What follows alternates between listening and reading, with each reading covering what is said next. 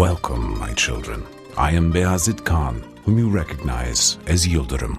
My childhood was spent playing games with my uterines, Yakup and Savcı Beys. I'll never forget. I was 10 years old. One day, my father summoned me. I went over to him. He was waiting for me in the garden. He had a fancy bow and several arrows in his hands. I was dumbfounded as he asked, "What do you think? Do you like them?" Then he started walking without waiting for my reply. I also started walking behind him. Once we reached the square, he positioned one of the arrows in its cavity, drew back on the string, took aim, and fired. The arrow was sent speeding and struck the exact center of the target. Then he turned to me and got down on one knee. My heart was beating wildly from all the excitement. I was wondering what he was going to say. "Look, son, be as straight as an arrow. Don't bend like a bow. If you do, you'll remain in the hand. If you're like an arrow, you will find the target." I never forgot those words for as long as I lived. I was always with the common folk. I never deviated from the truth. Throughout my 49-year life, I never thought about my own problems, but always struggled for the nation and its people. After my ancestors, Ertuğrul Gazi, Osman Gazi, Orhan Gazi, and Sultan Murat Han, I ascended to the throne in 1389 when I was 35 years old. The Anatolian lords saw my father's becoming a martyr in the Kosovo War as a good opportunity to revolt. I turned back to Anatolia with lightning speed and retook the lands which had been occupied. I annexed the beyliks such as Aydın, Saruhan, Menteşe, Hamid, and Germiyan to Ottoman administration. In the meanwhile, Amasya Emiri, Hacı Şadgeldi and his son Ahmet, and several other Anatolian beys declared their dependence. The fortresses of Maden, Osmancık, İskilip, and many others all surrendered without a fight. In 1392, Emir Ahmed surrendered to us voluntarily. The other beyliks in the region recognized my rule. At first, I had public works constructed in Amasya, then appointed my son Mehmet Çelebi to the post of governor in 1399. Amasya became an important center in the Ottoman Empire. It hosted several great sultans. With its fortified structure, its appreciative people, and its accumulation of previous nations, Amasya was transformed into one of the most precious townships of the Ottoman state. As a matter of fact, this opinion continues until today, and God willing, shall continue for countless generations in the future. As you all know quite well, I achieved a number of victories during my 49-year life. I conquered countries and left behind a huge nation from the east to the west and from the north to the south. In the end, I fell victim to the meaningless fratricide, whereas this suffering was to be my end.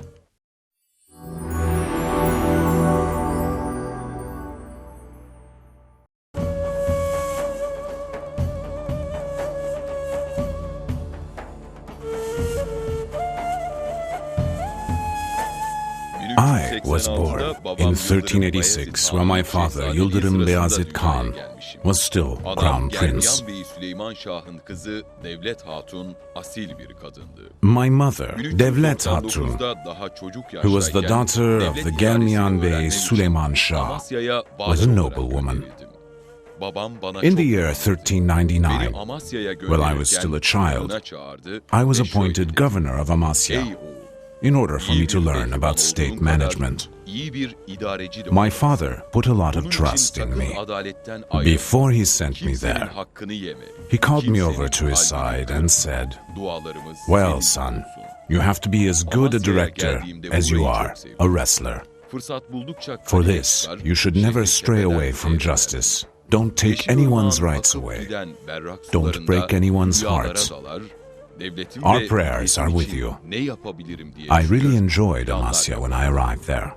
I would climb up to the fortress and gaze upon the city from the top of the hill. I got lost in the daydreams of the crystal clear waters of the flowing Yeşilırmak River. I mulled over what I would do for my state and people and made my plans accordingly. In those years, there were highly esteemed men of wisdom in Amasya, and they would hold some fine debates amongst themselves.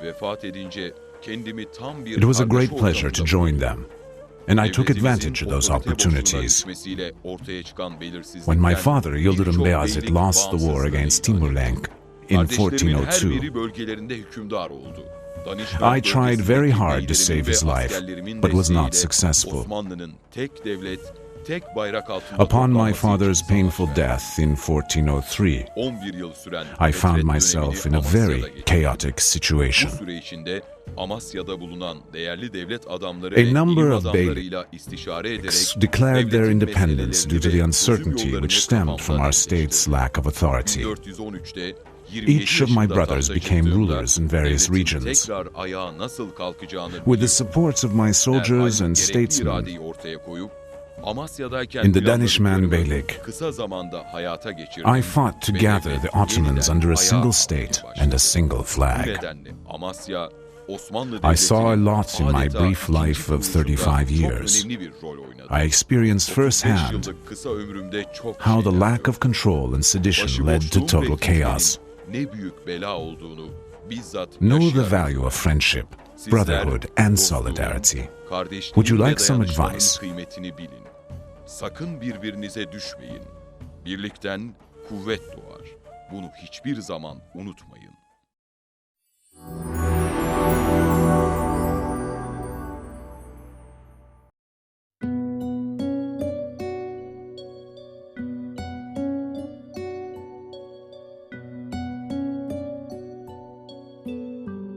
When I first opened my eyes to the world, with the sound of the call to prayer reverberating off Amasya's precipitous rocks on a warm summer's day in June 1404, I'd learned enough about life to last me a lifetime.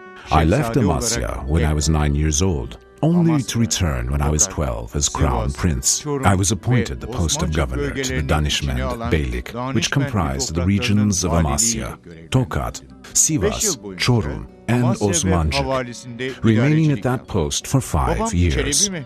Upon my father Çelebi Mehmet's death in 1421, I arrived in Bursa. I was crowned the Ottoman Sultan on June 25, 1421, when I was just 17 years old. I was enthroned, but I had always wanted to study. I loved learning about science, reading books, and contemplation. But the Sultanate was a heavy burden, and it needed to be borne. Byzantium was quite bothersome, always trying to create disorder within my country, and trying to destroy us through whatever means possible. I had become quite acquainted with Byzantium and all their devious plots, whereas the desire to conquer and command Constantinople pushed me into besieging Byzantium.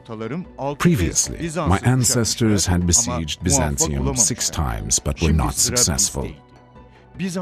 Now, it was our turn.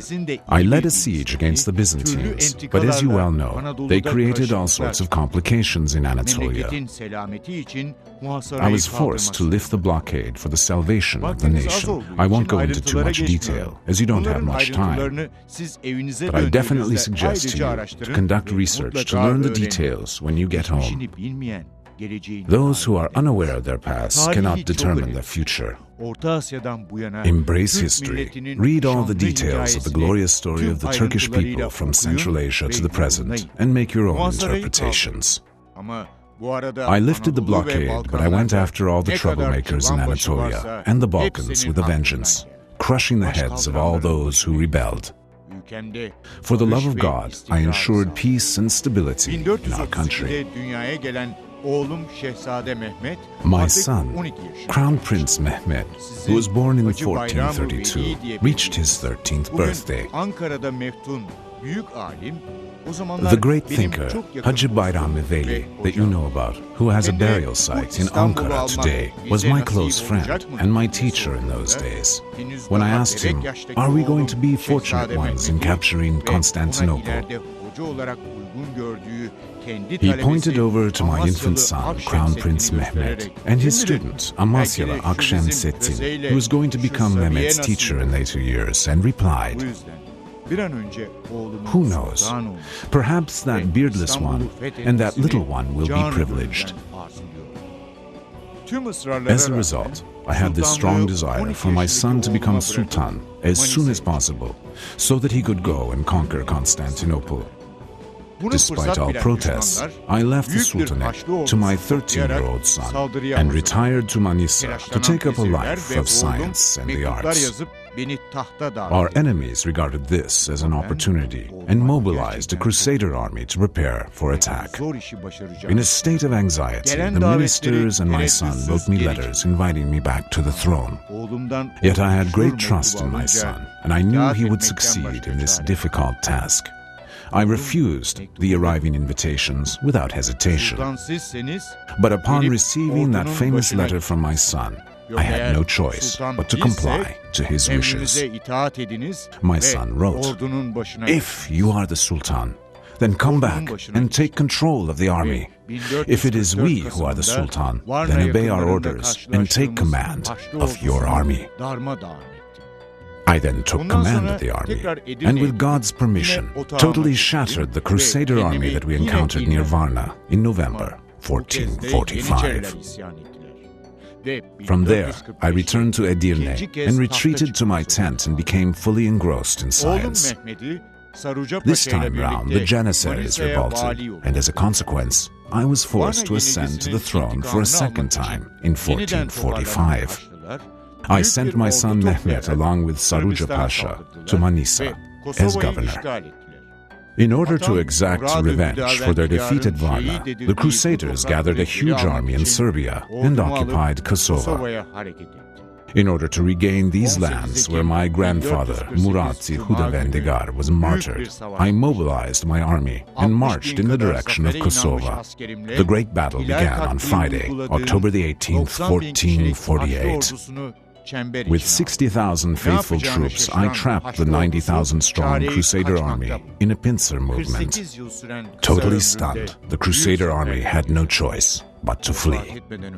I experienced major victories during my brief life, which lasted 48 years. Before passing away in 1451, I willed my son to bury me in a plain grave in Bursa, and had him construct my tomb in a manner in which I was fully exposed to rainfall. God's compassion. I am elated that I saw you on these lands which our ancestors left us. I am pleading with all my heart that your fine children build and restore these lands for many years to come.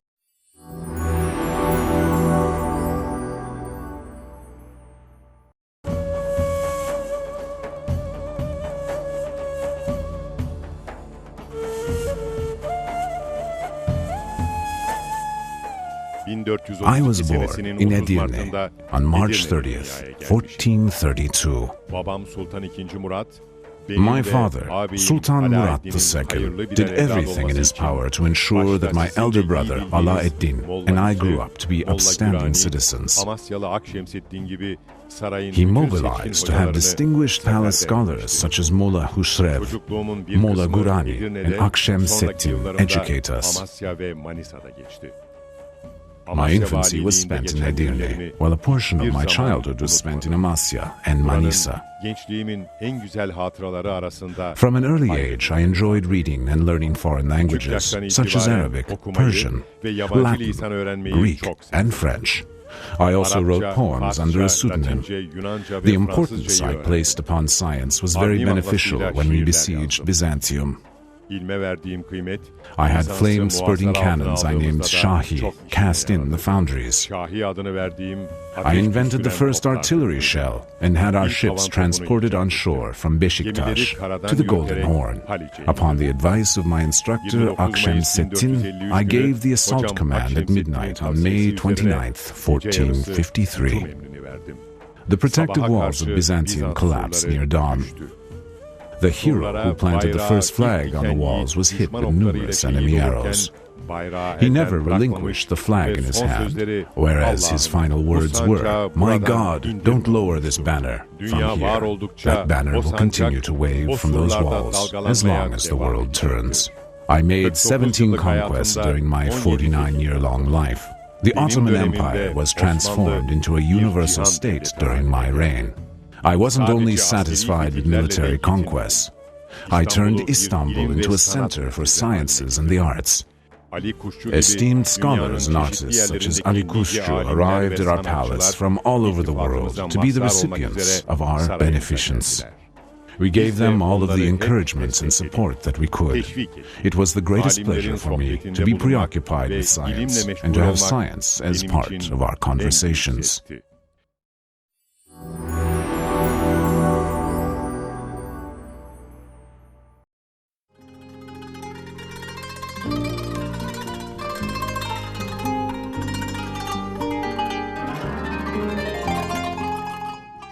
My mother, Gulbahar Hatun, gave birth to me in the town of Dimotokka in the year 1448.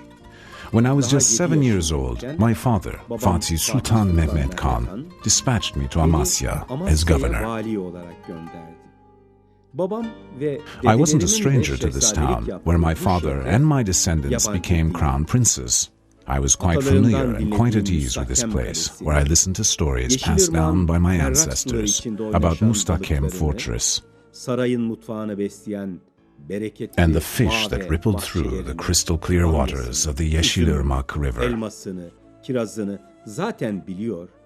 of the abundant vineyards and gardens overflowing with okra, grapes, apples and cherries that nourish the palace cuisine. I remained in Amasya for 26 years, and I wasn't bored, even for a single day. Everything here suited my creation.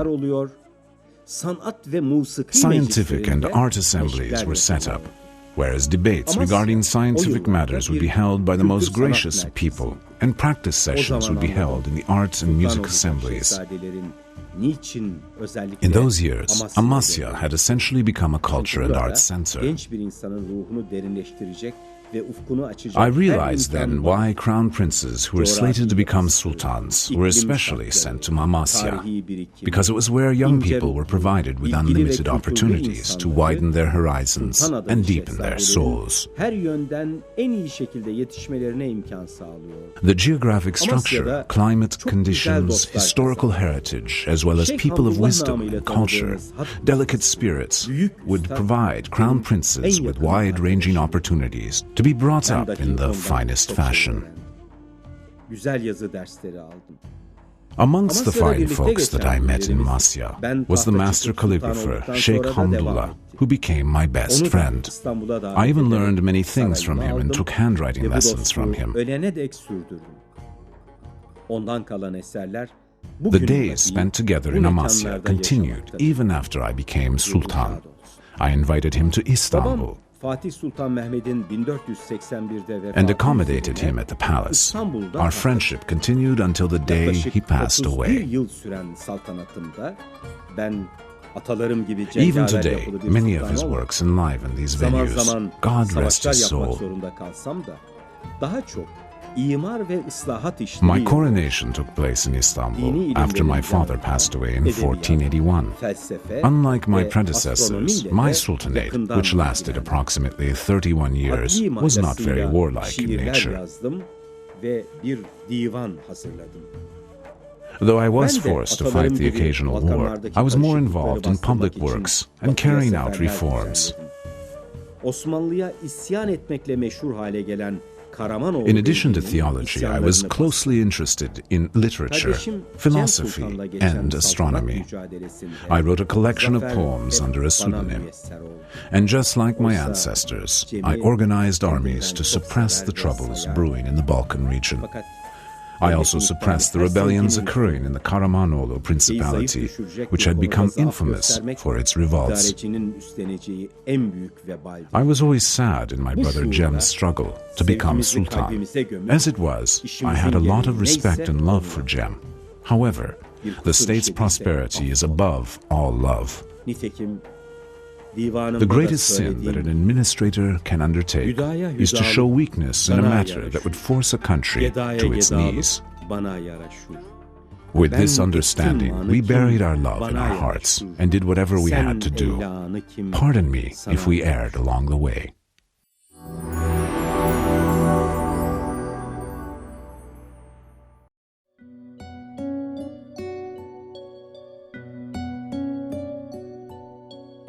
I am Sultan Selim Khan, the Grim, the grandson of the Sultan of the world, Sultan Mehmet Khan the Conqueror. I was born in Amasya in 1470. I was a hyperactive child. My father loved me very much. I loved my grandfather. Was it only love? No. I was a big fan of my grandfather's. I held him up as an example throughout my life. I always wanted to be like him. My childhood was spent running along the banks of the Yeşilırmak in Amasya. I loved sports as much as I loved to read and write. I was fond of wrestling, riding horses, shooting arrows, and using the sword. Because I was a little gutsy, they called me Grim. I slept little and thought a lot. I was very curious about history. I read about the lives of past rulers and learned things from them, like my grandfather, Sultan Mehmet Khan, the Conqueror, and my father. I also learned to speak Arabic and Persian, like my native language. At the age of 42, I ascended to the Ottoman throne to succeed my father, Beyazıt Khan. Now, a huge country had been bequeathed to me. There was practically nowhere in the West that remained unconquered, so I turned my attention to the East. It was time to make sure that Shah Ismail understood who he was dealing with. The two armies clashed at Çaldıran on the 23rd of August, 1514. After a tough struggle, victory smiled our way. As a consequence, I stretched our borders as far east as Tabriz. On the return trip, I stopped by the town I longed for, Amasya, and spent the winter there with my army. The next year, I mobilized my army against Egypt. I sent envoys to convince the Egyptian Sultan, Kansu Gavri, to surrender. However, those envoys of mine ended up torturing him to death. We encountered the army he mobilized at a place called Mercidabuk. The two armies clashed on August 14, 1516. Despite the fact that they had twice the number of troops, we managed to be victorious in this battle. 2 months later, we entered Damascus. The people greeted us with great affection. We headed straight to Egypt the same year, without losing any time. The new Egyptian Sultan, Tumanbay, thought we would not be able to cross the desert. Having made our preparations, a really tough struggle began once I entered the Sinai Desert with my army. Desert conditions were very different. In order to keep the morale of my troops high, I jumped off my horse and walked together with them. With God's help, we were able to cross the Sinai Desert under very difficult conditions, in a climate that froze at night and burned in the desert day, amongst the sand dunes. We entered Ridaniye on December 21st, 1516. Tumanbay's army was waiting for us. The battle commenced. The Egyptian army was defeated with great losses. Thus Cairo and the entire Mamluk nation joined with the Ottoman Empire. The administration of the Hijaz region, which also included the Kabe, was tied to Egypt. For this reason, by sending us the sacred relics which are on display at Topkapı Palace, as well as the keys of the Kabe, were delivered to us by the ruler of sacred Mecca. Consequently, the caliphate passed from the Abbasis to the Ottomans. With a ceremony conducted at Hagia Sophia, the final Abbasi caliph removed his caliphate robes from his own back and donned them on me. From this date onwards, Ottoman sultans also bore the title of caliph. I preferred a plain lifestyle as long as I lived. I increased the territory of my country twofold during my brief reign as sultan. I gave great importance to maritime affairs. I prepared a large navy for the brothers Oruç and Hızırreis, who became world famous for their exploits in the Mediterranean.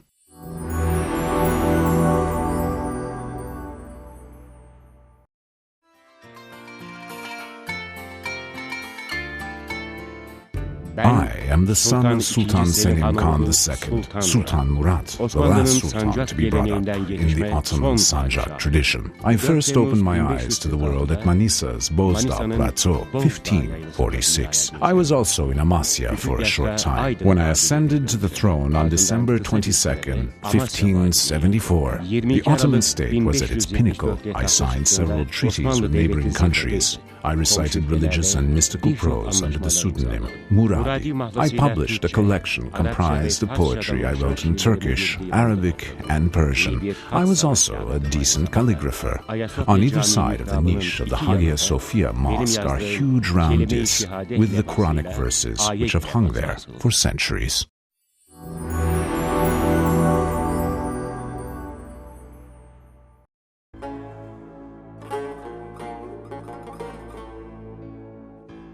Welcome to Amasya, the city of the crown princes, a city that is renowned for its crown princes. This is their school, where the sultans of the future were trained. Our ancestors sent their favorite children here to these lands, to be sharply raised so that they could properly serve the motherland. This is Amasya, where it raised the young arrivals, educated the ignorant, and baked those raw arrivals. Later on, some of them went on to become sultans, while others lost their lives trying. That's us, the crown princes of the last group. Our ancestors said, either the head of state or carrion for ravens. Mention the state and we have the power to stop flowing waters. We never see our children, our siblings, nor our parents. We are the Ottoman crown princes. We were brought up to become the sultans of the Ottoman state. While we watched the flow of the cool waters of the Yeşilırmak River, we daydreamed about how we were going to serve our nation. However, fortune did not do us justice in this celebratory case. Some of us were carried off by death, some were finished off by the hangman. While I, Crown Prince Mustafa, was the crown jewel of the citizens of Amasya, the son of Sultan Süleyman the Magnificent, the great hope of gentlemen and generals, the crown prince who had his throat slit thanks to an edict of his father's. Other crown princes who shared my fate were the sons of my ancestor, Murat Khan II, Crown Prince Ahmet Çelebi, and Crown Prince Alaaddin. My ancestor, Beyazıt II's son, Crown Prince Ahmet, and my true brother, Crown Prince Beyazıt. We were all raised in Amasya as crown princes. We would have become the sultans had we been blessed with the opportunity. But that's how destiny turned out. Who could have changed it?